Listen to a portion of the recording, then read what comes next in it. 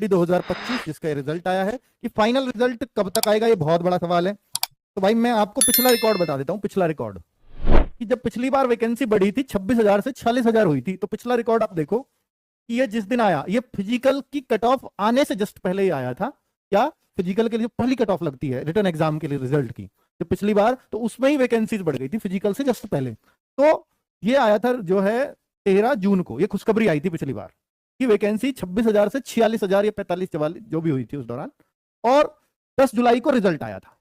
तो पिछला रिकॉर्ड के हिसाब से अगर आप देखो तो रिजल्ट में इतना टाइम लग गया था। वैकेंसीज नई जो हुई हैं, ये एसएससी पे भी अभी पहुंचा हो नोटिस, हो सकता है उन्होंने तैयारियां कर ली भी हो रिजल्ट की, ये भी चांस है, और इनके पास ये वैकेंसीज पहले से हो। पर चूंकि रिजल्ट से पहले आपको ये अनाउंस करना ही था कितनी वैकेंसीज पर रिजल्ट लगा है, तो ये कुछ भी हो सकता है। अगर हम पिछले के हिसाब से सोचें तो भैया करीब 27-28 दिन लग गए थे वैकेंसी जब इन्होंने पब्लिश की और जो रिजल्ट आया। अगर मैं इसके हिसाब से चलूं तो इसका मतलब है 27-28 दिन अभी और भी लग जाएंगे। और अगर ये पहले से तैयार करके बैठे तो फिर तो 2-4-6 दिन में रिजल्ट ही आ जाएगा, आप फिर तो वेट ही कर लो, हो सकता है इसी महीने आ जाए।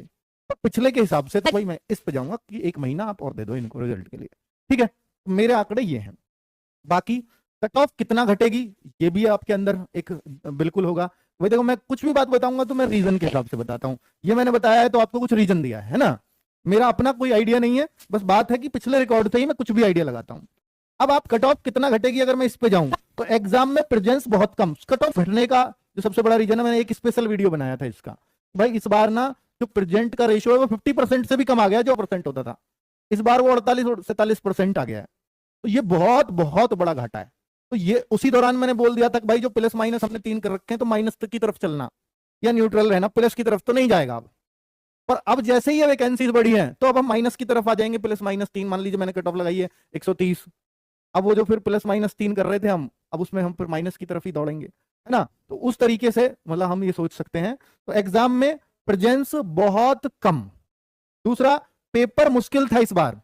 अगर आप रिजल्ट देखेंगे तो भाई पिछले का और इस बार उसी बच्चे के मार्क्स देखोगे कंपैरिजन करके, तो आप पाएंगे कि इस बार उस बच्चे के खुद के ही मार्क्स बहुत कम हो गए हैं। और पिछली बार जो 150 प्लस स्कोर्स थे वो बहुत ज्यादा थे, जो मैंने कंपैरिजन करके भी दिखाया, इस बार वो बहुत कम हुए हैं। एवरेज स्कोर हर शिफ्ट में घटा है। तो ये जाहिर सी बात है कि आपकी कट ऑफ को डाउन करेगा।